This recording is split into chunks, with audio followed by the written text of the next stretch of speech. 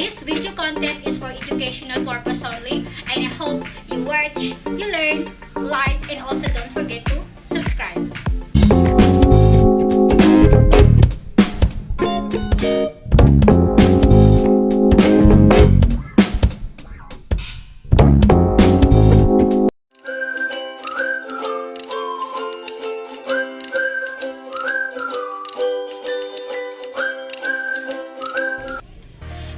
Topic that I will discuss is all about the instructional planning cycle.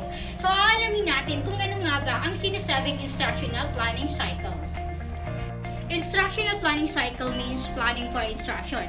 As mentioned in the previous chapter, it is one of the fundamental skills of a teacher. Therefore, it is important for the teacher to make sure that his or her plans for instruction are well thought of. Meaning, napakahalagang pag-aralan natin or malaman natin as a teacher ang mga lesson na ituturo natin. We should be well-oriented, knowledgeable enough, and ready sa lahat ng mga lesson na ituturo nila kasi the target should be the learners meet the goal of your teaching, and that's what we need to set a plan. The instructional planning cycle, ito yung proseso ng pagpaplano, pag-deliver ng mga instruction, and pag-assess ng mga learnings ng mga bata on how to reflect on teaching that continuously repeats. Instructional planning is the ability of the teacher to visualize and forecast into the future of what, why, and how of the teaching learning process.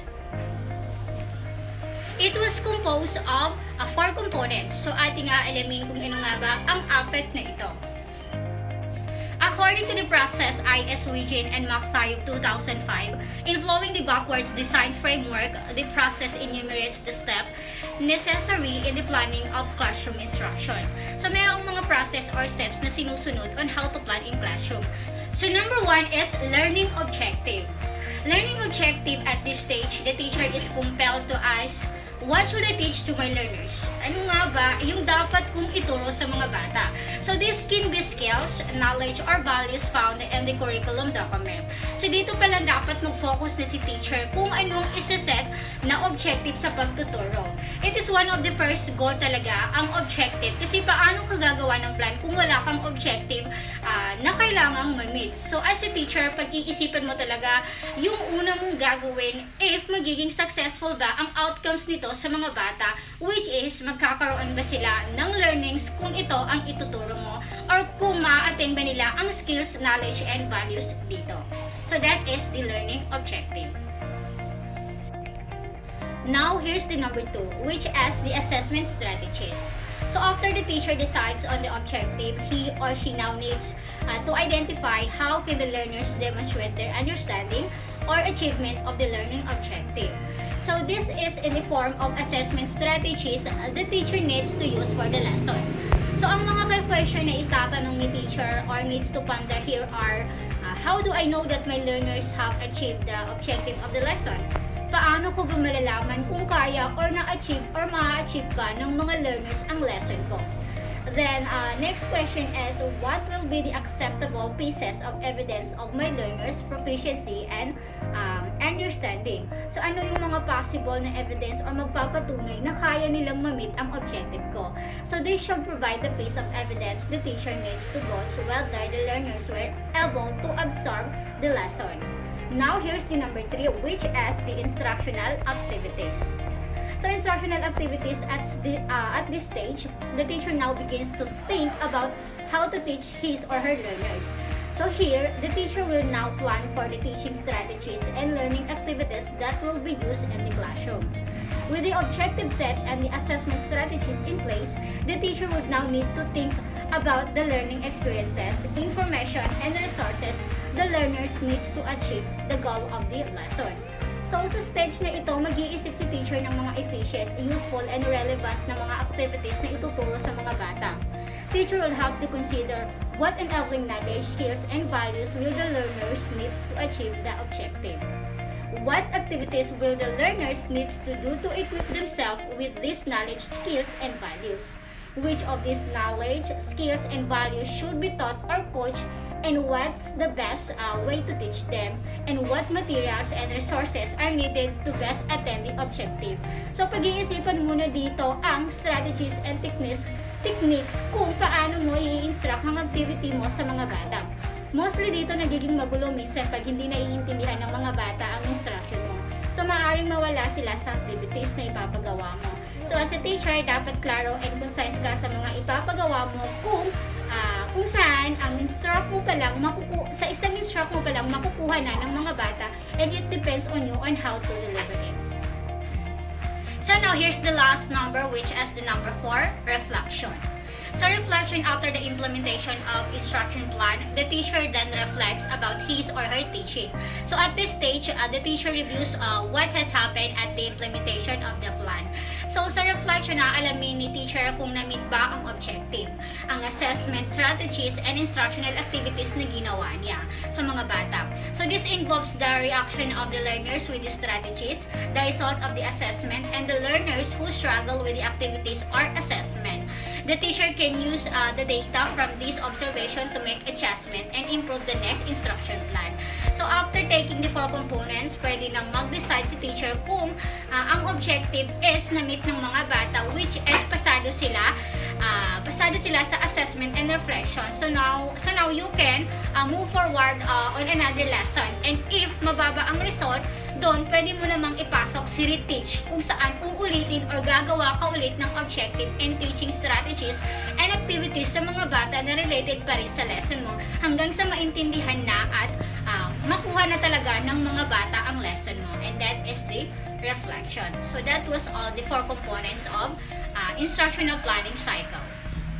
Instructional planning plays a key role in the success of the teacher in classroom.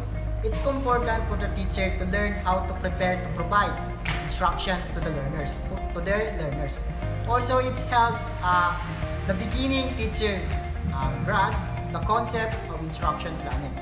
So, also instructional planning models help define the elements and activities that will guide the development of instruction.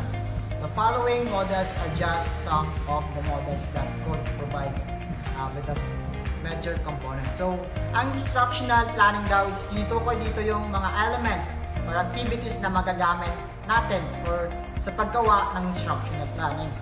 It was a model that focused on the development of instructions. So, ang mga model na pag-aaral natin ngayon ay patungkol sa mga components na maaaring maging guide natin sa pagtuturo. So, ADDIE model is one of the popular models because of the simplicity and practically. So, ang pag-aaralan natin ngayon or may tatakal ngayon is itong kay ADDIE model, which is yung kanyang instructional planning. Traditional model is traditionally used not just in classroom, also in training programs and analyzing existing curriculum. So, the model is composed of the following elements. First is the element analysis, second is the design, third is development, and the fourth is implementation, and last is evaluation. So, let's start with the analysis. So, analysis step is where the instructional goals and objectives are established. The learning environment is also determined to the learners or how they exist. Their skills and knowledge are identified sa root question that need to be answered. So, meron tayo dito mga question that needed to be answered in the phase R. First is, who are the learners and what are their characteristics? Ano ba yung kung sino ba yung mga learners and kung ano ba yung kanilang characteristic. So, second one is, what learners' outcomes are expected? Kung ano ba yung maging outcomes na learners na learnings about sa certain tasks or just say are expected. What are the constraints that exist and what materials are available, and last, how much time is available. Second one is design. So this is where is the learning objective, learning content, strategies, o yung mga strategies to be uses na kanyang magagamit, mga activities, materials, and assessment, and their media needed are put in the places. So the third is development. Development is where their activities, kung ano ba yung development sa kanyang mga activities, materials, media, and others content necessary to deliver the instruction based on the design, needs to take into consideration, or the teacher needs to take a consideration the methods of delivery determined by the design. And this, fourth is or implementation. It's the given to the learners and the teacher, or binibigay ko sa ini-implement ko sa learners at sa teacher.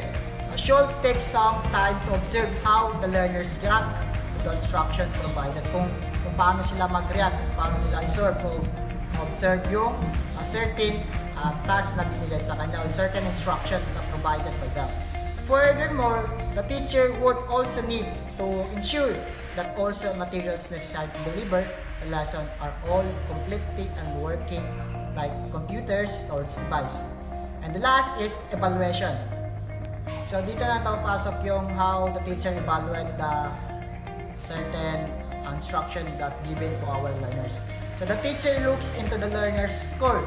So at score ng learners, the result and the notes that were taken during analyze. Their result were taken during the implementation. The teacher can then analyze the result and make up appropriate adjustment in the next season. Some question that could be included. Dito pumasok sa evaluation yung itong mga question na to, which is first is where the learning objective attained. And second one, which part of the plans worked well. And third is which one did not. And last, what could be done differently in the next lesson assessment. Yun na po. Maraming salamat. KEMP Design Model. This model is approach or the overall focus on the goals, needs, and priorities. Meaning, ang model na ito ay nakatuon sa layunin, pangangailangan at priorities ng mga instructional plan na ituturo ng isang teacher sa mga bata. The KEMP Design Model, also known as the Morrison-Ross, the KEMP model follow a circular structure, and it is the element should be taken as the independent element. One of the advantage of this model is the teacher and the instructional design are given the flexibility to begin the design process from any of the element rather than works in the linear fashion as all other models. There are 9 elements of KEMP models. First is instructional problems. Instructional problems is to determine the specific goals and identify the instructional issues that could arise. Meaning, kung ano ang yung mga posible na magiging problem na ma-encounter sa pagtuturo na maaring ma-meet na issue sa pagtuturo. Next is the learner characteristic. Learner characteristic identify the traits and behavior of the learning. Ito naman is nakafocus sa behavioral ng isang bata. The next is task analysis. Make course content clear and analyze the proposed task component in relation to the goals and the purpose of the course. Meaning, yung mga posible na task ang ibibigay nila. So, need na i-analyze ang mga task na ipapagawa sa mga student na kailangan is ito'y klaro at maunawaan nila ng mabuti. Next is the instructional object. Instructional object, ito naman yung ito yung pinaka main goal sa pagtuturo, ang pag-set ng objective. It is defined the instructional objectives and the desired learning outcomes. Dito malalaman kung ano yung kalalabasan ng ituturo mo, kung effective ba, may natutunan ba sila, meaning maganda at useful ang goal mo at objective mo. For instance, pinadraw mo sila ng flowers. We need to show your objective para malaman nila kung ano ba yung flowers, ano ba yung mga parts ng flowers, at kung ano ang itsura ng flowers. Attention! This refers to the interest of the learners. This is the critical part of the model as it is the initial hook of the learners. Attention is ito yung interest ng mga bata, kasi ang pinaka-importante na pagtutuunan ay ang attention nila or attention ng mga learners. Relevance. This component refers to the usefulness of the learning content so that the learners could create a connection between the real world. So it means dapat ang mga model na kung saan ang pinaka-relevance is magfo-focus sila like yung ituturo mo. So dapat na relevant, napapanahon at nagagamit ng mga bata ang learning na iyong ituturo. Next is the confident. This is the component develop the expectation of the success and the process among the learners, and at the same time gives the learners the opportunity. Meaning, as a teachers, kailangan mo i-boost yung confident ng mga bata. Control their learning process. This is the important as the learners dahil dapat control ng mga learners ang kanilang learning skills dahil some of this dahil sa sobrang talino nila is pwede silang ma-stress if di nila ma-achieve yung gusto nila at ma-fail sila or ma-disappoint sila is doon kaya dapat control their learning process. Next is satisfaction, as there is the direct correlation between a motivation and a satisfaction. Ang learners dapat meron silang motivation para madali silang mag-success. At ma-motivate sila lalo na para ma-achieve nila ang kanilang goals. Satisfaction means it is satisfy ba ang mga bata? May natutunan ba sila? Satisfy ba si teacher kung effective ba ang kanyang pagtuturo? Like you are feeding your learners. So Killer's ARCS model of motivation. So we have 4 components. The number 1, the ARC models, the attention. So Killer suggested that attention could be obtained either by perceptual arousal or by inquiry arousal. So sa cases ng perceptual arousal is ang learners is makuha yung attention nila to gain or para ma-surprise or ma-doubt or ma-disbelieve. So sa inquiry arousal naman is yung learners is mag-curiosity kung paano ma-stimulate ang kanilang challenges na problem na kailangan nilang ma-solve. Number 2 is the ARC model of relevance. So, ang successful e-learning courses design must establish or relevance in order to motivate learners, para ma-motivate or to ma-accomplish. So, ang learning professional is para ma-encourage kung paano nila gamitin ang kanilang language or yung analog or story to which is yung learner is makaka-relate. The number 3 is the ARC model of confidence. So the instructional designer should instill a sense of confidence in learning by helping them to believe kung paano nila paniniwalaan ang kanilang na-succeed. If ang learners is napipil nila kung paano ma-accomplish or paano magiging successful ang kanilang goals, then this will reduce their motivation. The last components of Killer ARC models of motivation is dissatisfaction. So the ARC is a model of satisfaction is nagpe-present siya kung paano ma-direct ang link between satisfaction and level of motivation. Thematic approach to instructional planning. So thematic approach, it is all about connected and integrated. So it is also called project approach. So dito nakapaloob yung pag-aayos ng curriculum around the theme or engaging the topic across all the learning domains. For example, math, science, art, social skills, fine and gross motor skills, and receptive and expressive language development. So it is important on the way of teaching and learning kung saan ang curriculum is konektado at integrated. Thematic teaching.